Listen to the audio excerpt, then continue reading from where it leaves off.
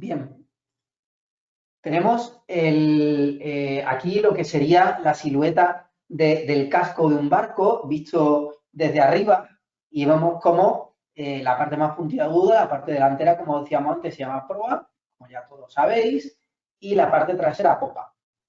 El lado derecho se llama estribor y el lado izquierdo del barco, siempre mirando de popa a proa, sería babor. Hasta ahí, pues casi todo el mundo lo tiene muy claro, aunque lo de babor y estribor a veces se puedan confundir un poquito, ¿vale? Estribor, siempre el derecho. ¿Vale? Y a partir de ahí podemos imaginarnos dos líneas, que son dos líneas imaginarias, una que recorre el barco de proa a popa por el centro, ¿vale? Que se llama línea de crujía. Y otra línea justo en la mitad que atravesaría el barco también totalmente perpendicular a la línea de crujía y por el centro, que es la línea de través o el través del barco, ¿vale?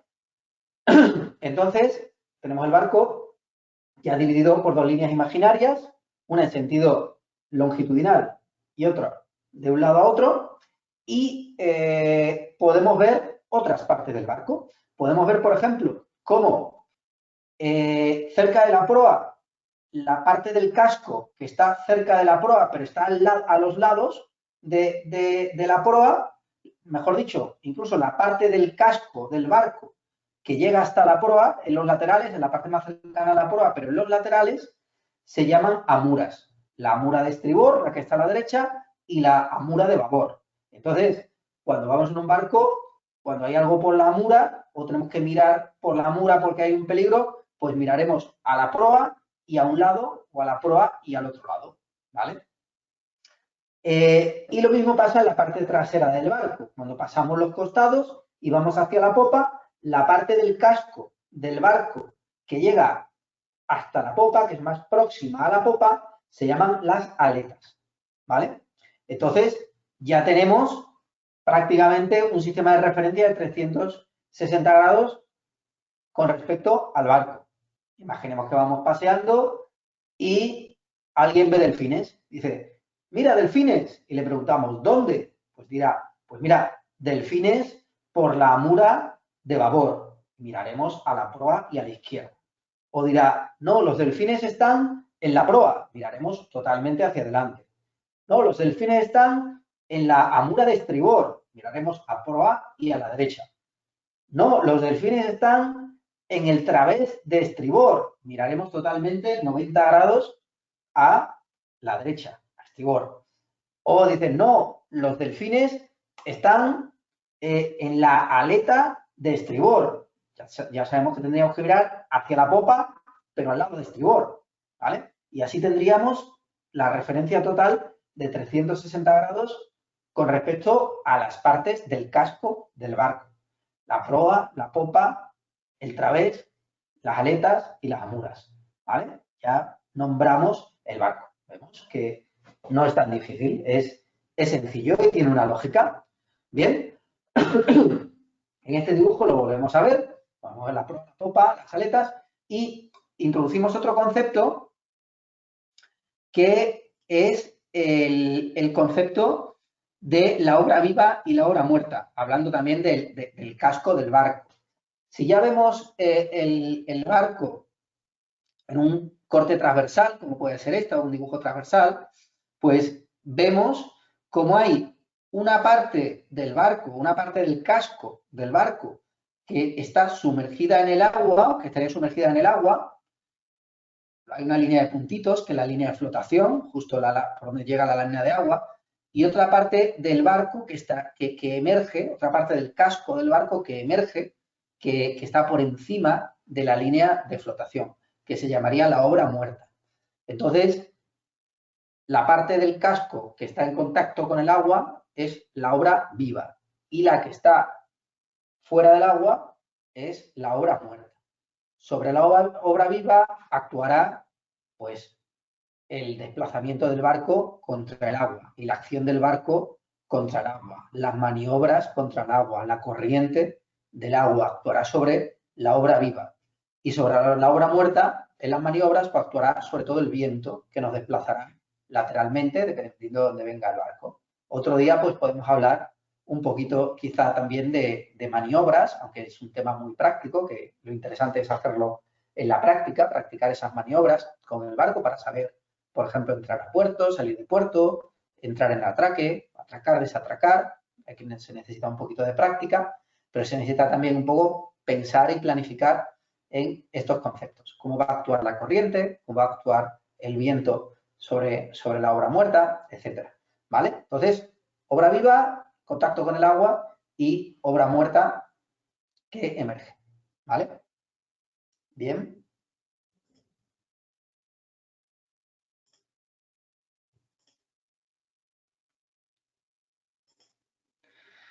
Vale. Siguiendo con el casco del barco, vemos, y el otro día hablábamos sobre los veleros, como un barco que está bien construido puede ser totalmente hermético por dentro y convertirse en una cápsula totalmente. ¿Vale? Entonces los barcos están diseñados pues, para tener precisamente este espacio, este habitáculo aquí dentro, ¿vale? Y para ser muy resistentes, ¿vale? Esto de forma tradicional, y ahora vamos a ver un vídeo de cómo se construían los barcos, cómo se siguen construyendo los barcos de madera y cuál ha sido la construcción tradicional de los barcos, ¿vale? Pues nos enseña varias partes del barco. Una parte muy importante y muy dura, que tiene que ser muy, muy robusta, es esta parte central, que es como la columna vertebral del barco, que es la quilla, ¿vale? La quilla que está justo debajo y que luego se prolonga hacia proa y hacia popa, ¿vale? Esa quilla, pues es posiblemente la parte más fuerte del barco, la parte más robusta, ¿vale?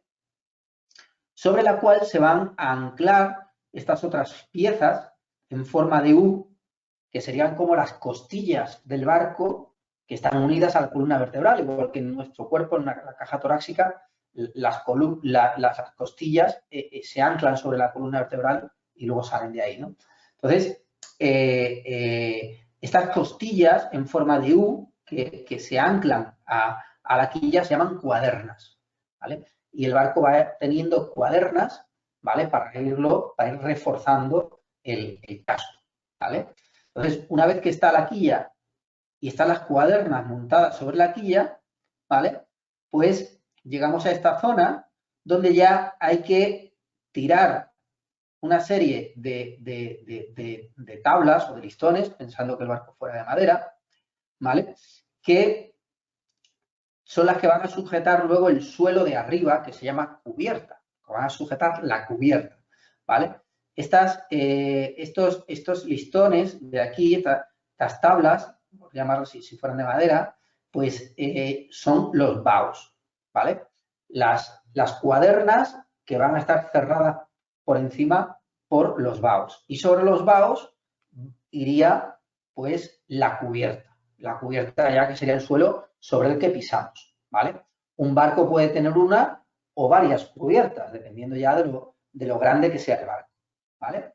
Y luego, ya en el interior del barco y en la parte más baja, el suelo más bajo del barco se llama plan y el espacio que queda entre ese suelo más bajo del barco y la parte interior del casco del barco es la sentina, que es la parte más baja del barco y es una parte importante porque siempre la tenemos que vigilar. Porque al ser la parte más baja del barco, los barcos están construidos de tal forma que si hay alguna fisura o hay alguna pequeña vía de agua por algún sitio, el agua va a ir recorriendo el interior del barco y va a terminar ahí en la sentina, que normalmente es donde están las bombas de achique. Las bombas de achique manuales o automáticas están ahí. Entonces, el otro día también en una de las sesiones hablábamos sobre revisiones de seguridad del barco antes de salir a la mar y una acción muy importante siempre que vamos a salir al mar con nuestro barco, con otro, y si lo hacemos a diario, lo tenemos que mirar a diario, es la sentina. Hay que levantar ese plan todos los días y mirar la sentina, ¿vale? Mirar si hay agua, si no hay agua, y si hay agua, habría que averiguar si es dulce o es salada, ¿vale? Para ver qué ha pasado, si ha entrado agua o no, o por dónde, ¿vale? Bien, pues entonces, de ahí la importancia de esta parte del barco, que es la sentina, ¿vale? Para vigilarla y también para accionar las bombas de achique, ¿vale? Luego hay más nombres, no quiero tampoco decir todos, ¿vale? Pero bueno, la parte del casco que sobresale por encima de la cubierta es lo que llamamos la borda, ¿vale? Es por donde los piratas tiraban a los enemigos por la borda, ¿no? La borda es ese trozo del casco del barco que rebasa y que sube por encima de la cubierta, ¿vale? Y la borda está rematada por un listón, ¿vale? Ya sea de metal o de madera, que se llama la regala. La regala es lo que tapa esa borda, ¿vale? Los barcos, para proteger esta zona interior, precisamente, que no entre agua, tienen que tener la cubierta no totalmente plana, sino con un poquito de curvatura para que el agua resbale hacia los lados, ¿vale? Y luego, en la parte de la borda, ¿vale? En la parte de unión de la borda con la cubierta hay una serie de agujeros para que ese agua que va resbalando, agua que puede ser de lluvia o que puede ser de erupciones, de olas que caigan dentro del barco, o sea, encima de la cubierta, pues para que ese agua resbale y luego en la borda va a haber esos agujeros que se llaman imbornales, que es muy importante que existan y que estén siempre limpios, ¿vale? Para que el agua salga con facilidad y no se acumule encima de la cubierta, ¿vale? Y el barco, pues, siempre siga siendo estándar, ¿vale? Muy bien, esto fundamentalmente sobre el casco del barco, ¿vale? Quiero enseñar un vídeo que posiblemente con eh, con la lentitud que tiene la red estos días no se va a ver bien. Como vídeo, pero sí vais a ir viendo imágenes, ¿vale? Pues para una sucesión de imágenes más que vídeo. Y vamos a ver en unos minutos, yo lo comento, cómo se construye sobre todo un barco de madera. ¿Vale? Aquí vemos cómo ahí están dándole forma a la quilla, esa parte que hemos dicho que es la columna vertebral, que es la más fuerte. Están cortando las maderas y ahí están ya sacando las cuadernas. Esas cuadernas que van a ir insertadas en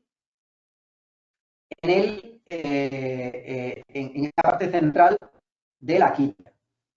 La quilla, a su vez, se va a prolongar hacia la proa con una parte también muy fuerte, que es la que veíamos a continuación, que se llama la roda, y hacia la popa se va a continuar con otra parte que se llama el codastre, ¿vale? Ahí ya vemos cómo han puesto las cuadernas y los baos, ahí están dándole forma a los baos y ahora están ya encima de los baos ya poniendo la cubierta.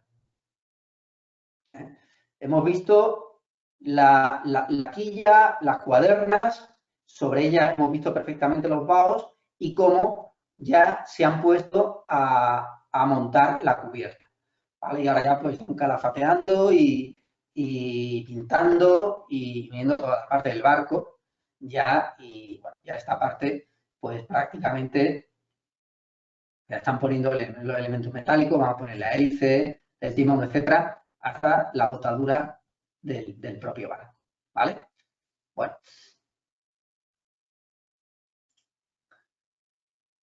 Bien, pues seguimos con la parte del barco. ¿vale? Habéis visto una sucesión de imágenes, ¿vale? En las cuales pues, se ha ido viendo cómo se van ensamblando todas estas partes en lo que es la construcción tradicional de barcos. Otra parte muy importante del barco, voy a poner la cámara para que me sigáis viendo a mí también. ¿Vale?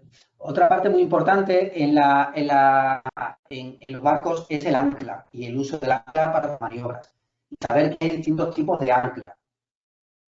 Y que dependiendo del fondo que tengamos, vamos a usar un tipo de ancla u otro para que el ancla agarre bien en el fondo. ¿Vale? Fundamentalmente tenemos estos tres tipos de ancla. Cada parte del ancla también tiene un nombre.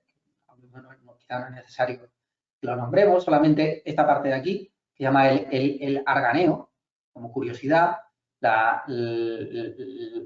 parte donde ya se uniría la cadena o el cabo de la línea de fondeo, ¿vale? Se llama el arganeo. Y bueno, aquí tenemos tres tipos de ancla, pues de las más usadas: el ancla de arado, el ancla de ánfor y el ancla de rezón, ¿vale? Que en función del tipo de fondo, pues nos va a servir mejor un ancla u otro ancla, ¿vale? Por ejemplo, para fondos de arena viene muy bien el ancla Danforth, ¿vale? Que queda bien situada y luego sale bien. Para fondos de fango, pues el ancla de arado, que no viene mal en arena, va mejor en fango, y el ancla de rezón, que donde va mejor es cuando hay piedra, ¿no? Roca o piedra. Aquí vemos, por ejemplo, dos barcos con dos anclas distintas, que nos da una idea un poquito de la actividad que hacen esos barcos, ¿no? O de cómo navegan o por dónde navegan, ¿no? Este de aquí, de la parte izquierda, pues tiene un ancla Danforth, quiere decir que es un barco que va a fondear en zonas de arena. Quizás pues, es un barco que lo utilizan para ir a calas, fondear en calas, bañarse en zonas de arena, ¿vale? Y este otro de la derecha, pues es un barco con un ancla de pesca. Este ancla está preparada y más pensada para anclar en zonas rocosas y poder salir también en zonas rocosas. Si en zonas rocosas echamos un ancla Danforth, pues es posible que ese ancla pues, sea más difícil de elevar, ¿vale? Entonces, tenemos que elegir el tipo de ancla en función de la actividad que vayamos a hacer y en función del fondo que vayamos a encontrar.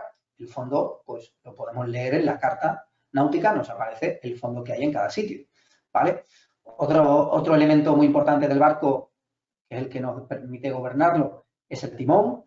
El timón también tiene sus partes, no vamos a entrar en profundidad en eso ahora mismo, pero bueno, que sepáis que hay barcos con timones de rueda y barcos con timones de caña, ¿vale? El funcionamiento es el mismo exactamente, ¿vale? Pero uno lo accionamos con la caña y otro lo accionamos con la propia rueda de timón. Otro elemento importante en el barco y para las maniobras es la hélice. La hélice es muy importante porque cada barco tiene que tener una hélice adecuada, ¿vale? Dentro de la hélice pues, hay muchas variables, por ejemplo, el diámetro que tenga la hélice o el paso de la hélice, que es la inclinación que tengan las palas de la hélice y cuánto avance el barco por cada vuelta de la hélice, ¿vale? Y también decir que tenemos que las hélices pueden girar a un lado o girar a otro. Una hélice que gira en sentido de las agujas del reloj se llama una hélice dextrógira y una que gira en sentido opuesto a las agujas del reloj es una hélice levógira. Oye, ¿y por qué? ¿Y por qué debemos saber esto? ¿Por qué hilar tan fino en esto? Bueno, para barcos de una sola hélice, como son los veleros, normalmente, que tienen un solo motor y una sola hélice en el centro, en las maniobras influye si la hélice gira a un lado o si la hélice gira al otro lado. Porque, sobre todo, cuando estamos dando atrás, sin arrancada, cuando está el barco parado y empieza a dar atrás, dependiendo de hacia dónde gire la hélice cuando damos atrás, el barco va a tener un movimiento de la popa, va a tener un movimiento que nos va a afectar a la hora de atracar. Hay veces que en esa maniobra de atracar, que para la gente que está empezando pues es la más delicada, pues dice, oye, si es que siempre el barco se va a un lado. Claro, pues por el tipo de hélice. Entonces tenemos que saber qué tipo de hélice tenemos o hacia dónde va a ir la popa, sobre todo cuando vamos atrás para atracar de popa, y esto nos lo va a dar porque tengamos una hélice que gire en un sentido o una hélice que gire en otro, una destrógira o una levógira. Entonces, debemos de saberlo para poder gobernar bien el barco, sobre todo cuando estamos haciendo ese tipo de maniobras, ¿vale? Y luego, las dimensiones del barco, pues como también muchos de vosotros sabéis, lo largo que es el barco, la distancia que tenemos desde la popa hasta la proa sería la eslora del barco, ¿vale? Que puede tener una eslora de flotación, que es solamente la parte que toca el agua, o una eslora máxima, en total de popa a proa, ¿vale? Y la manga, que es lo ancho que es el barco, la distancia que tenemos de lado a lado del barco en su zona más ancha, ¿vale? Que sería la manga, ¿vale? También podríamos hablar de la manga de flotación o la manga máxima. Si ya entramos en las velas, pues tenemos una cantidad de vocabulario también enorme que no vamos a tratar aquí hoy, también para empezar y para empezar a navegar. No hay que saber ni hay que quedarse con todos estos nombres. Para empezar a navegar, lo único que hace falta pues es tener ganas y ir entendiendo poco a poco cómo funciona el barco, ¿vale? Y aunque no nos acordemos exactamente de un aparejo o de un nombre, pues saber entender para qué sirve, ¿vale? Entonces, bueno, aquí vemos como un barco pues tiene, un velero tiene un palo, que es el mástil, ¿vale? Si es de un solo palo, pues tiene el palo mayor o el mástil, ¿vale? Y luego tiene normalmente son cables que sujetan ese palo hasta la proa, ¿vale? Sería el stay, o hacia los costados, que serían los obenques. También en los veleros de crucero tenemos otro cable que sujetaría el barco, sujetaría el palo al casco por detrás, que llamamos el backstay. El stay era el de proa y el backstay el de popa, ¿vale? Y a partir de ahí, pues, si queremos también, pues el nombre de las velas, la vela mayor, y luego en proa, pues podemos cambiar de velas. En proa normalmente tenemos un foque o una génova. Este barco que vemos aquí en el dibujo tiene un foque también. Una génova sería igual, pero de mayor tamaño, ¿vale? Y luego tenemos otro más pequeñito que se llama un tormentín. Tormentín es como un foque muy pequeño, pues para cuando hay tormenta o hay más viento. Luego el palo horizontal que sujeta la vela es la botavara, ¿vale? Y luego, como veíamos también en una de las sesiones anteriores, tenemos debajo del casco esa especie de tabla que va metida en el agua, que es la orza, que evita el abatimiento o disminuye el abatimiento, el movimiento lateral del barco. Y como veíamos en la sesión de cómo se mueven los veleros, pues ese empuje lateral en parte lo va a transformar en avance hacia adelante. Bien. A partir de aquí, un par de cositas más sobre los elementos de donde amarramos el barco y cómo lo fondeamos. Tenemos los norais y los volardos, que son estas piezas de aquí que veréis en muchos puertos, ¿vale? El muerto, tiene este nombre, es normalmente una pieza de cemento, un peso importante que se fondea, que se mete en el fondo del mar, llegando hasta el fondo, y sirve normalmente pues para sujetar una boya, como esta que tenemos aquí a la derecha, o para sujetar un cabo que luego va a permitir amarrar el barco, como vamos a ver a continuación. ¿Vale? Aquí tenemos otros elementos de amarre, el noray que ya lo hemos visto, la cornamusa, que va normalmente en el barco, cerca de las bordas del barco, y nos sirve para amarrar el barco, los guiacabos para pasar los cabos, las roldanas o poleas para pasar los cabos y las defensas para evitar para proteger el barco, evitar que choquen unos contra otros, y el bichero, que es esta especie de palo con garfio que utilizamos para ayudarnos a manejar cabos, a atracar o a desatracar. Y bueno, por último aquí vemos un barco atracado en el puerto de Estepona, concretamente, y al lado del club náutico, y vemos cómo un barco, para quedarse atracado y bien atracado, pues necesita un cabo por proa, o varios, o en este caso 2 cabos por proa, que veis que va al muelle, al pantalán, a un noray, y el otro va aquí a una argolla, y ambos van al barco a la cornamusa. Está en la borda del barco están las cornamusas.